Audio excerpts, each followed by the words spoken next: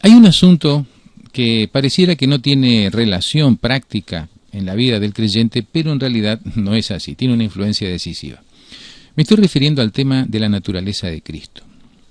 En nuestra iglesia es histórica la discusión en dos grupos, básicamente. Están aquellos que dicen que Jesús tenía la naturaleza humana de Adán antes de la caída, y los que piensan que Jesús tenía la naturaleza de Adán después de la caída. ¿Cuál es la diferencia? La diferencia está en las tendencias al mal. Cuando Adán fue creado, el que fue creado perfecto, no tenía gusto por el pecado no existía. Pero eso cambió luego de la desobediencia. Luego de la desobediencia, tanto Adán como su descendencia desarrollaron una tendencia natural hacia lo malo. O sea, es un deseo, un gusto. El pecado nos resulta atractivo y esa es la razón por la que pecamos. Pecamos porque nos gusta. Es, para comparar, es como la sed, por ejemplo, ¿no? Incluso usted puede sentir sed y puede voluntariamente decidir no tomar agua, pero va a llegar un momento en que usted va a estar dispuesto a pagar cualquier precio con tal de que le den un vaso de agua. Así son las tendencias al mal. Podemos luchar contra ellas, pero tarde o temprano terminan venciendo. Donde nos descuidamos, allí estamos cayendo en el pecado. Aquellos que dicen que Jesús no tenía tendencias al mal, argumentan que si él hubiese tenido tendencias al mal, las tendencias son en sí mismo pecado. O sea, sentir gusto por el pecado ya es pecado. Entonces, Cristo no podría haber sido el sacrificio perfecto por nuestros pecados. Por otro lado, los que argumentan que Jesús tenía naturaleza pecaminosa, se basan en el hecho de que Jesús es nuestro ejemplo y que nosotros tenemos que hacer lo que Él hizo. Entonces, el argumento es, para que nosotros podamos hacer lo que Jesús hizo, Jesús tenía que ser igual que nosotros, porque si Él no tenía tendencias al pecado y nosotros sí las tenemos, entonces es injusto que se pretenda que nosotros vivamos como Jesús, estando en condiciones inferiores. Ahora, el problema es que aquellos que consideran que Cristo no tenía naturaleza pecaminosa, ven a Jesús como sustituto, obviamente, como el sacrificio por nuestros pecados y que podemos ser perdonados gracias a Jesús. Ahora, cuando llega el tema de la obediencia, entonces se suelen escuchar expresiones como estas. Bueno, sí, por supuesto, tenemos que obedecer, claro que sí, cómo no, tenemos que obedecer porque la ley de Dios está en vigencia, pero, tenemos una naturaleza pecaminosa. Por lo tanto, Juan ya dijo, ¿cierto?, si alguno hubiere pecado, abogado tenemos para con el Padre, a Jesucristo el justo. En cambio, los que piensan que Jesús es nuestro modelo, nuestro ejemplo, argumentan que si Cristo pudo obedecer con una tendencia igual que la nuestra, con una naturaleza igual que la nuestra, entonces nosotros también podemos obedecer. Y ahí están las dos posiciones. ¿Cuál es el problema? Bueno, el problema es que el primer grupo tiende a dejar la obediencia como algo deseable, como un ideal que nunca vamos a alcanzar. Por otro lado, los que creen que Cristo fue nuestro ejemplo, tienden a dejar de lado la importancia de la justicia de Cristo que nos es atribuida en todo. Y el énfasis está puesto en la obediencia. Y generalmente los grupos disidentes, los grupos que se separan de la iglesia, suelen tener esta tendencia, ¿no? Tendencia que se transforma en legalismo, o sea, somos salvos por nuestra obediencia, con también o sin la justicia de Cristo. Y ahí tenemos los dos problemas. Bueno, pero ¿cuál es la solución a esto? Por alguna razón extraña, ambos grupos no tienen en cuenta lo que Cristo le dijo a Nicodemo en relación al nuevo nacimiento, que era indispensable que él naciera de nuevo para poder ver el reino de los cielos. ¿Por qué Nicodemo necesitaba nacer de nuevo? Obviamente porque nuestro primer nacimiento tiene algo malo, viene con esa carga genética que llamamos tendencias pecaminosas.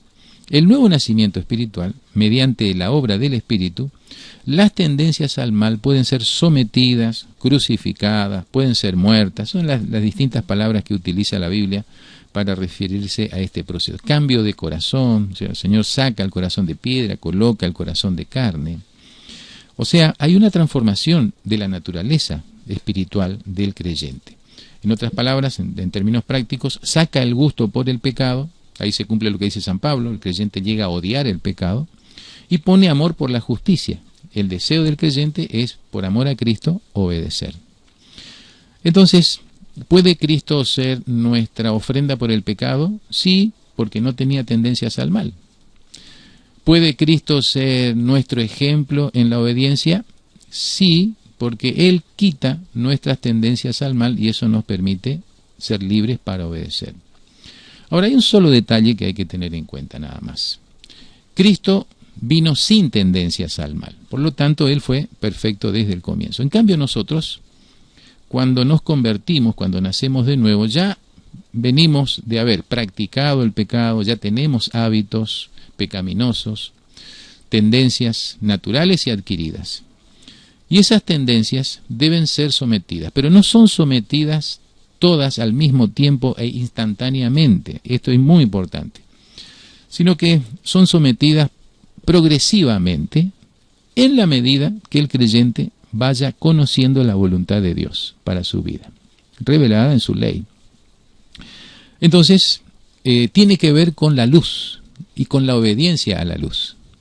El creyente va conociendo a Cristo y al ir conociendo a Cristo va descubriendo cosas que tiene que cambiar en su vida. Cuando descubre un defecto en su carácter, inmediatamente él se da cuenta de que eso tiene una raíz en su naturaleza pecaminosa. Hay una raíz, hay una tendencia. Vamos a suponer, usted tiene la tendencia a enojarse, ¿no?